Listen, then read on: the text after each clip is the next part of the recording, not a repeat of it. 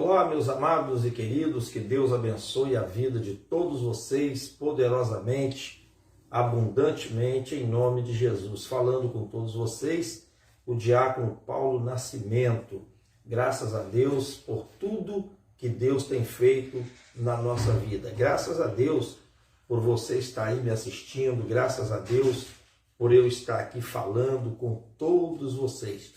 Amados e queridos irmãos, eu vou ler aqui um versículo da palavra de Deus para todos vocês. Eu quero meditar com vocês aqui rapidamente na conversão do carcereiro. O carcereiro, aquele carcereiro que tinha prendido Paulo, que tinha recebido ordens para poder manter Paulo ali preso, com seus pés ali no tronco. Ele não podia fugir de forma nenhuma, porque senão o carcereiro ia pagar com a sua própria vida. Então a Bíblia diz assim: perto da meia-noite, Paulo e Silas oravam e cantavam hinos a Deus, e os outros presos os escutavam. E de repente sobreveio um tão grande terremoto que os alicerces do cárcere se moveram, e logo se abriram todas as portas, e foram soltas as prisões de todos. Então, acordando o carcereiro, e vendo abertas as portas da prisão, tirou a espada e quis matar-se, cuidando que os presos já tinham fugido. Mas Paulo clamou com grande voz, dizendo: não te faças nenhum mal, que todos aqui estamos. E pedindo luz, saltou dentro, e todo trêmulo se prostrou ante Paulo e Silas, e tirando-os para fora, disse: senhores, o que é necessário que eu faça para me salvar? E eles disseram: crê no Senhor Jesus Cristo, e serás salvo tu e a tua casa. E lhe pregavam a palavra do Senhor e a todos os que estavam em sua casa. Amados e queridos irmãos, vocês sabem que Paulo e Silas, eles estavam presos, porque após eles expulsarem ali o demônio daquela jovem que tinha ali um espírito de adivinhação, eles foram levados para a prisão. E nós sabemos que o carcereiro recebeu ordens para poder vigiar Paulo e Silas, para que eles não fugissem. E eles foram amarrados, seus pés nos troncos. E então, a Bíblia diz que Paulo e Silas, eles estavam ali sofrendo por causa do Evangelho. Hoje nós não sofremos nada por causa do Evangelho. Hoje a gente não passa tanta perseguição que nem passou Paulo e Silas e os demais apóstolos. E a Bíblia Sagrada diz que Paulo e Silas, eles não se abateram por causa daquela prisão. Eles não se abateram por causa daquelas lutas que eles estavam passando. Mas a Bíblia diz que eles ali, mesmo eles amarrados, mesmo eles sabendo que poderiam perder até a vida, a Bíblia diz que eles cantavam e louvavam e exaltavam o nome do Senhor. Isso é importante. É importante na hora da sua luta, na hora da sua prova, na hora que você está passando aquele momento difícil, aquele momento que só Deus sabe o que você está passando. É bom você fazer como Paulo e Silas, você adorar a Deus, você glorificar a Deus. E a Bíblia diz que eles ali, naquela situação, os outros presos, que ali tinha muitos presos, talvez ali tinha 50, 100, 200, estava todo mundo ali encarcerado, estava todo mundo ali sofrendo.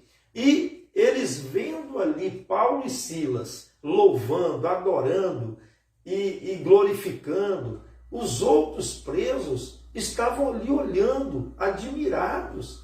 Eles estavam ali olhando aqueles homens ali com as costas todas cheias de vergões, o corpo todo marcado pelas chicotadas, mas eles estavam ali adorando a Deus. Isso é muito importante, meu irmão.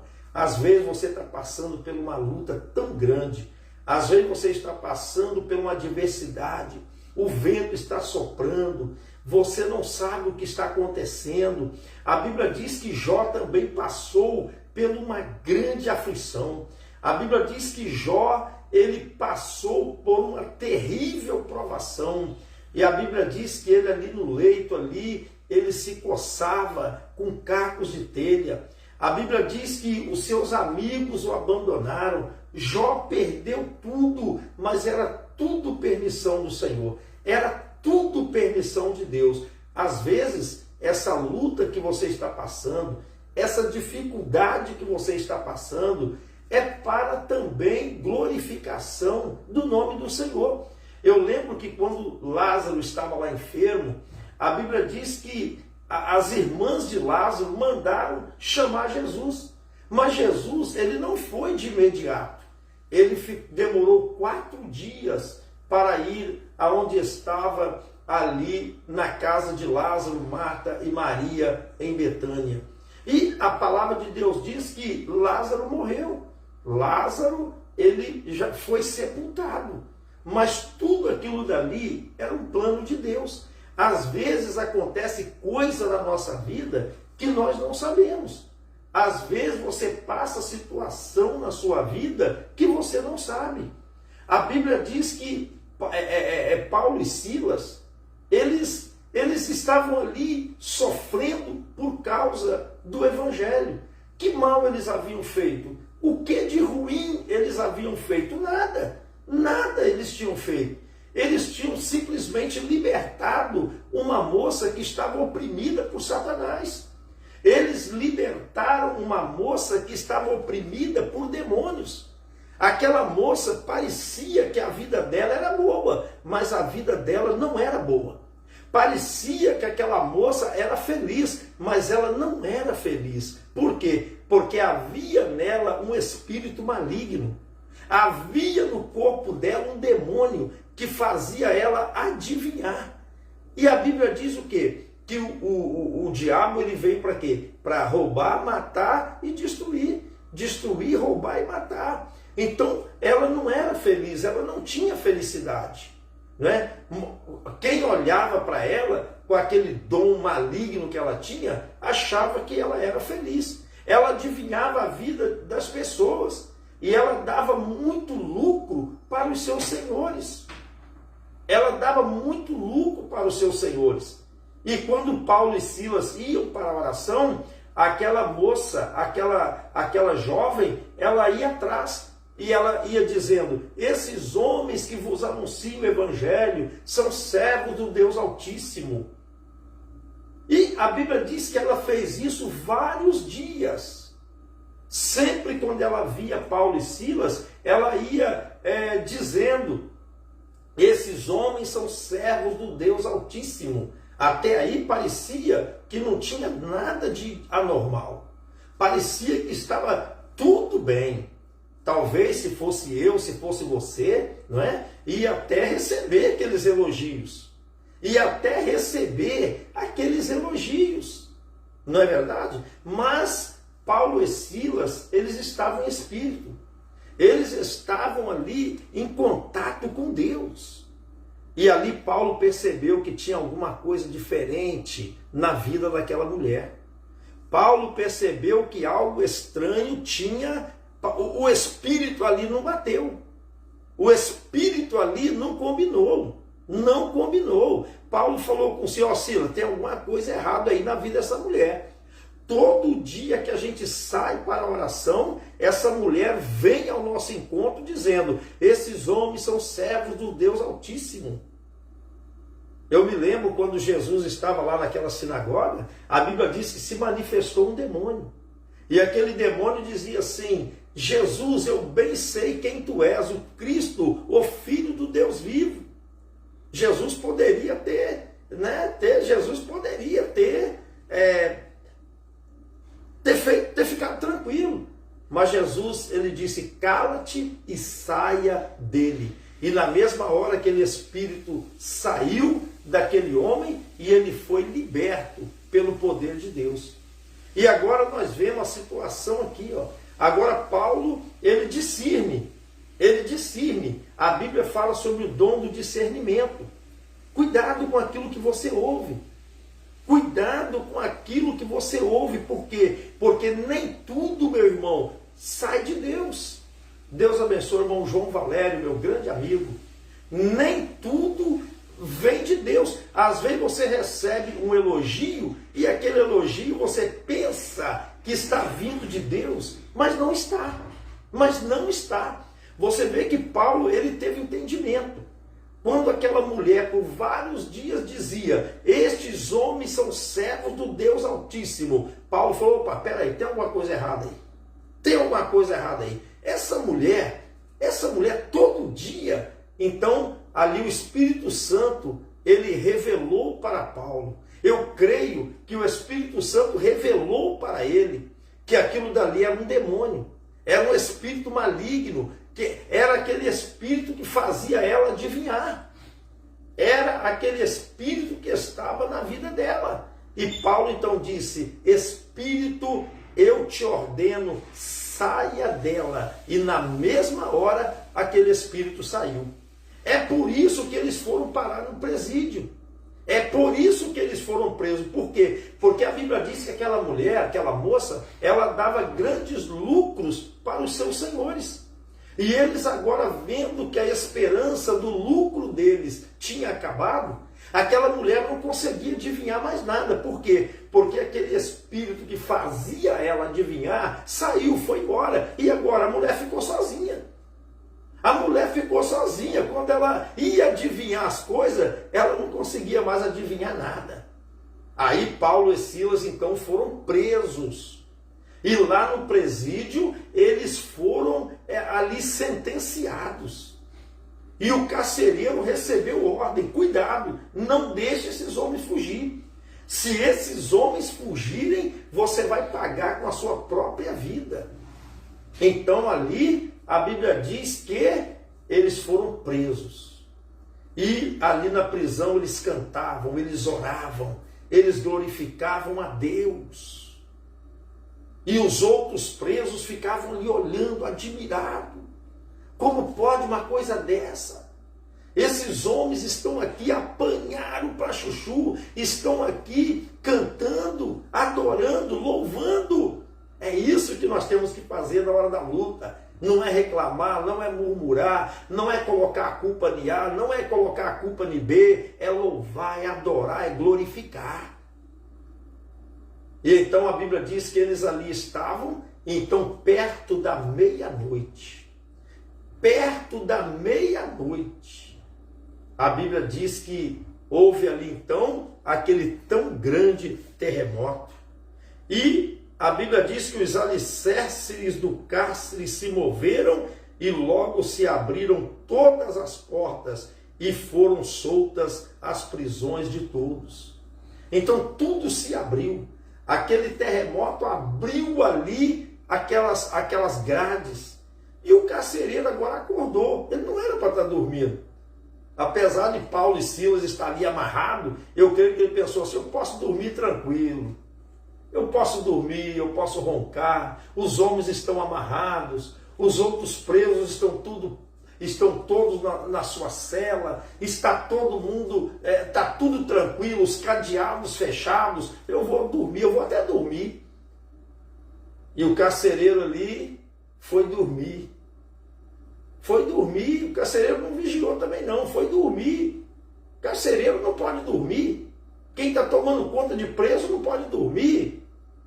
Mas ele dormiu. E então a Bíblia diz que perto da meia-noite aquele terremoto ali, e sacudiu ali a prisão, e tudo ali aberto, abriu as portas da prisão. E o carcereiro agora acordou assustado, tomou aquele susto. Meu Deus, e agora? E agora os presos fugiram, o presídio, as portas, as grades, está tudo aberto, os cadeados caíram tudo no chão. E então ele pegou, a Bíblia diz, uma espada. E ele disse: eu vou me matar. Por que ele falou isso? Porque ele sabia que ele ia morrer. Se os presos tivessem fugido, ia morrer. Então, quando ele foi se matar, a Bíblia diz que Paulo, lá de dentro do presídio, lá de dentro da cela, Paulo e Silas disse: não te faças nenhum mal, carcereiro. Não tire a sua vida, porque todos nós estamos aqui. Talvez, a Bíblia não diz, mas talvez os presos ali, alguns queriam fugir, aproveitar a oportunidade, queriam fugir. Mas Paulo ali agora, ele tomou a frente. Paulo ali agora, ele tomou a direção e se tinha algum preso ali querendo fugir, Paulo falou: não, ninguém vai fugir não. Vão ficar todo mundo aqui, todo mundo quietinho. Porque foi Deus que mandou esse terremoto. Isso é a mão de Deus para mostrar o seu poder, a sua graça, para poder mostrar que Ele domina, para poder mostrar que Ele é o Senhor dos senhores. E tudo está nas suas mãos. E o carcereiro ali querendo se matar, Paulo: não vai se matar não. Todos nós aqui estamos. E o carcereiro agora, ele não acredita. Não é possível. O maior desejo de um preso é fugir do presídio. Tem preso que eles cavam aqueles buracos no chão, não é? Tem preso que cava aquele buraco no chão. Antigamente tinha muito isso. Os presos cavavam túnel, né? Cavava túnel para poder fugir, cavava aqueles buracos, né? Outros serravam as grades, mas ali todos estavam ali. E o carcereiro, então, ele reconhece o poder de Deus. Ele reconhece a grandeza de Deus. E ele reconhece que Paulo e Silas eram homens diferentes. Eles reconhecem que Paulo e Silas eram homens de Deus, eram servos de Deus. E então ele fala: senhores, o que eu devo fazer para mim ser salvo? Eu quero ser salvo. Você vê que agora o carcereiro já está até interessado na salvação. Ele já está até interessado, querendo saber como que ele ia fazer para ser salvo. Senhores, o que devo fazer para mim ser salvo? Olha que pergunta, irmão. Olha que pergunta maravilhosa. Senhores, o que eu devo fazer para mim ser salvo? Já pensou se hoje a humanidade parasse para fazer essa pergunta? Se as pessoas parassem, se interessassem pela salvação? Eu lembro do jovem rico. O jovem rico, ele chegou para Jesus e disse: bom mestre, que farei para me herdar a vida eterna? Hoje a gente quase não vê pessoas fazendo esse tipo de pergunta. Às vezes a pessoa pergunta: o que eu devo fazer para me alcançar uma bênção? O que eu devo fazer para me alcançar uma prosperidade? O que eu devo fazer para me alcançar uma cura? O que eu devo fazer para me alcançar a restauração do meu lar, da minha família? Mas você não vê quase ninguém perguntar: senhores, o que eu devo fazer para mim ser salvo? O que eu devo fazer? O que eu tenho que fazer para mim ser salvo? Eu quero ser salvo. Eu quero a minha salvação. O que eu devo fazer? Qual é o caminho que eu devo tomar? Qual é a direção? Oh, meu Deus! As pessoas de hoje poderiam também se interessar pela salvação. E é uma coisa, meus amados, que pouca gente se interessa pela salvação. E é aquilo que a pessoa mais deveria se preocupar, com a salvação. Por quê? Porque a Bíblia diz: o que adianta o homem granjear o mundo inteiro e perder a sua alma?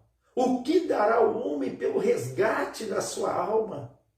A Bíblia diz, meus amados, que a nossa vida aqui é 70, 80, o que passa disso é enfado e canseira. Para você achar uma pessoa hoje com 100 anos de idade, dá trabalho. Para você achar uma pessoa com mais de 100 anos de idade, dá trabalho, meu irmão. Dá trabalho.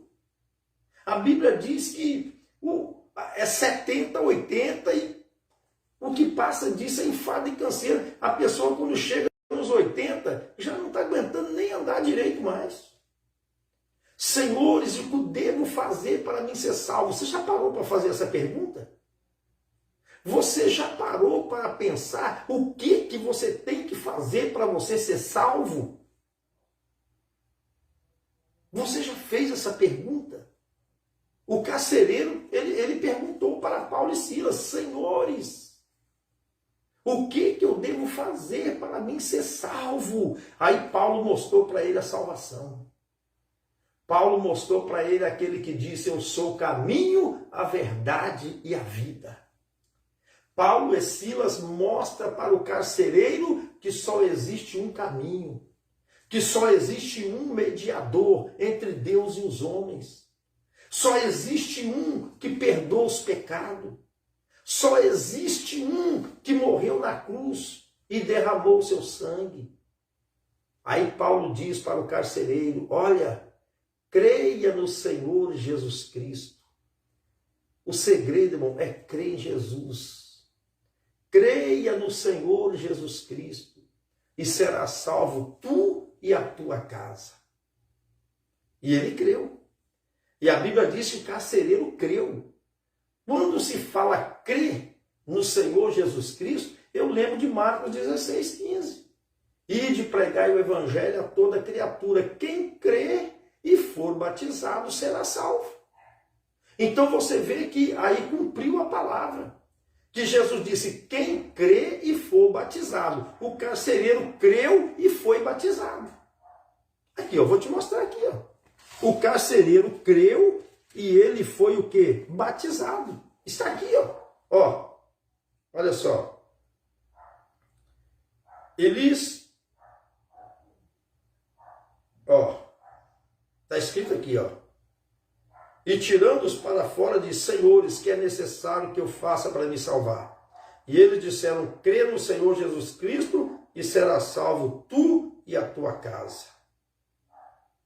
E tomando-os consigo naquela mesma noite, lavou os vergões, e logo foi batizado ele e todos os seus. Então você vê que o carcereiro, ele creu. E ele foi batizado, ele e toda a sua casa. Por quê, meu irmão? Porque o batismo é o selo como que eu vou dizer assim? O batismo nas águas é ali o compromisso sério com Deus. Porque é no batismo que a pessoa morre para o mundo e passa a viver para Deus. Então, o carcereiro, ele, na mesma hora, ele creu, né?